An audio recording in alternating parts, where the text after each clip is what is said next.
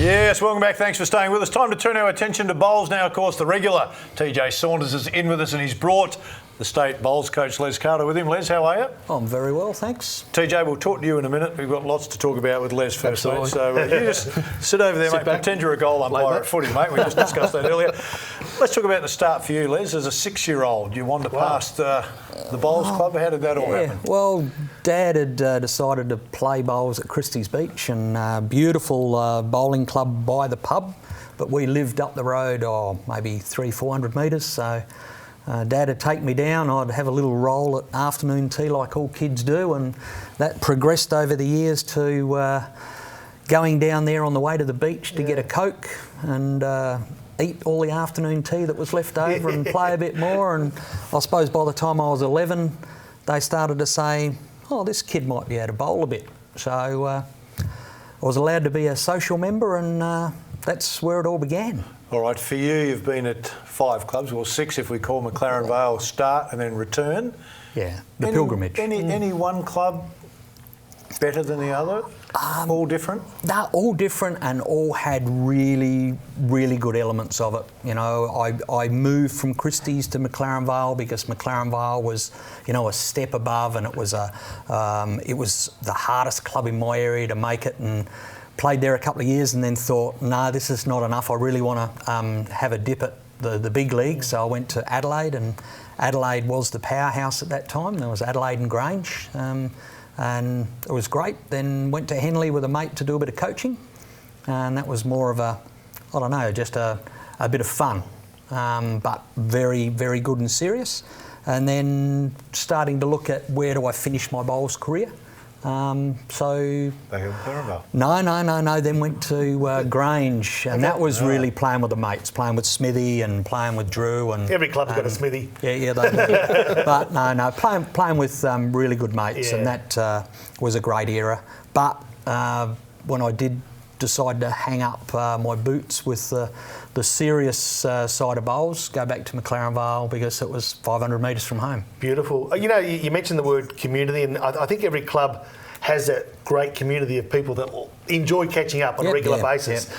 But I'd expect too, at some levels, there's that rivalry between clubs. Is there some fierce rivalries? And I mean, in football, it might be Collingwood and Carlton, or Collingwood and, anyone. Yeah. But, you know, is there the same rivalry involved? Absolutely. And who might they be? Absolutely. In the early days, Adelaide Grange. Okay, yeah.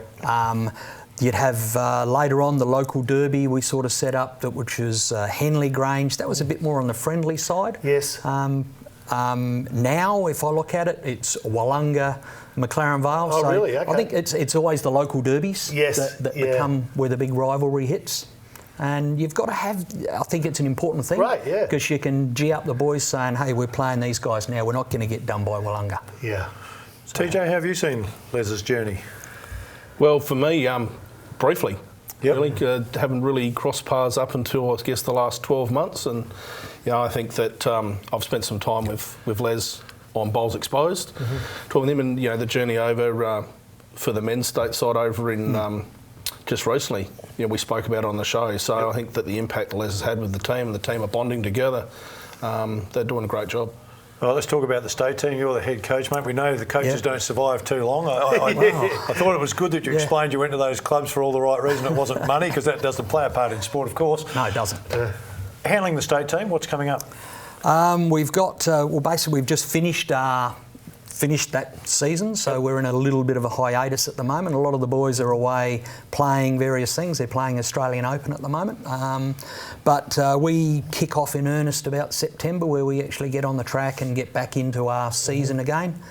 We play the Vics as a test in SA in February. And then we got the big showcase, which is the Sides Championships over at ACT, and we're looking to play better by one more shot this year. Yeah. Traditionally, what is the age makeup of a state team? Is it the more experienced older? Is it a mixture of both? Is it younger? How does that look now? It's really changed. When I was playing, there was everything from about 16 through to 60. Really? Okay. Or maybe, actually Chappie was in there, so it might have been close to 70. But these days, the state side is very young. It's I would think if the average age was 34, 35, I'd be surprised it might even be a bit younger. And why is that? Well, I mean, just a better feel, a touch, endurance? I think there's been a change with the professionalism has meant that there's a bit more commitment required, a bit more, I suppose, longer-term dedication. So the guys have really got to put in a lot of effort and training. And I think some of the senior guys now, I don't know whether they're a bit disenfranchised with it or not, but they don't. They're not there at the moment. It doesn't mean they can't be there. Yeah. The whole thing's about talent and about how you play on the track. It's not about what your age is. So if you're chucking them down better than somebody else and you're getting the runs on the board, whether it's in tournaments or in just general performance, if you're putting them down, there's a chance you can make it.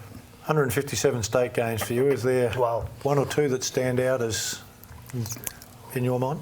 Well, your first is always always a big one, and that's a lot of nervousness when you put your first bowl down and everyone in your ear saying, well, if you don't draw a toucher with your first bowl in the state game, well, you're not part of the elite club. But it's like kicking the goal with your first kick in an AFL game, I guess. Yeah. It's, look, they all had different elements, and there was some that are much more memorable than others. There's a lot that I'd like to forget. But I think some of the series that we played over in Perth was very enjoyable, and I found some of my earlier games were very enjoyable. Les, always good to catch up with a man that's sitting in the head coaching role, regardless of what sport it may be. TJ, thanks for coming in. Time for us to take a break. Of course, coming up, Cheerios netball guru, Alan Gray, the physio, going to have a chat about some things. Jeff Baines, Mark Ross, still to come.